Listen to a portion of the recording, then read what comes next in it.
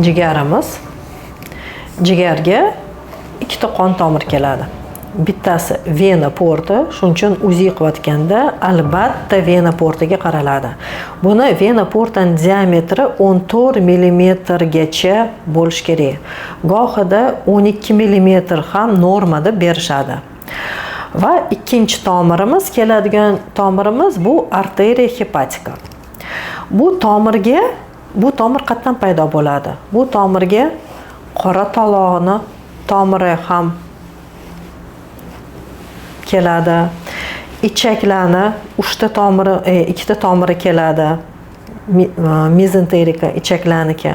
Oshqozonni tomiri keladi va shu tomirlar yig'ilib bitta vena porti tomirini hosil qiladi. Buni ichiga jigar hujayrasiga tomirlar kelgandan keyin bizani jigarimizda arxitektonika deymiz. Mana bunaqa bo'lakchalardan iborat.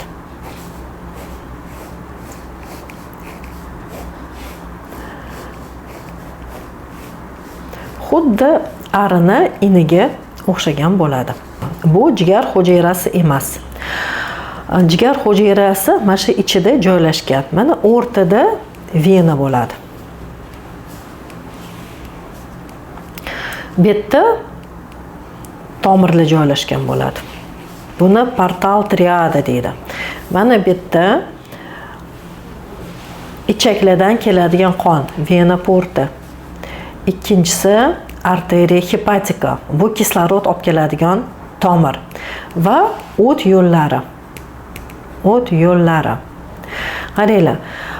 Biz aytdik, jigarga ikkita qon tomir keladi. Vena porti 80% qon olib keladi. Ichaklardan, qora taloqdan, oshqozon osti bezidan yig'ib keladigan qon va kislorodga boyitilgan arteriya hepatika. Bu jigarga kirgandan keyin mana shunaqa joylashadi. Qonlar aralashib bun ichiga kiradi. Va vena centralis, markaziy venaga kelib markaziy venadan chiqib ketadi. Ya'ni qon periferiyadan kelib chiqib ketadi. Safro esa o't yo'llari jigar hujayralaridan, jigar hujayralari bunaqasiga mana joylashgan. Bu gepatositlar. Har bitta ichida milliard gepatositlar bor. Bunaqa chizib chiqamiz. Mana bu gepatosit.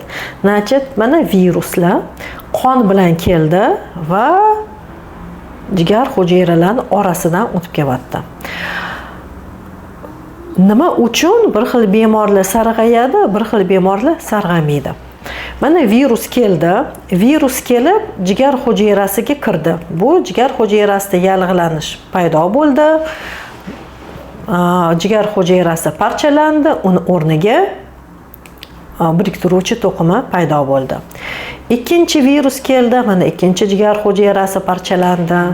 Bu jigar hujayrasi parchalandi, bu jigar hujayrasi parchalandi, bu jigar hujayrasi parchalandi.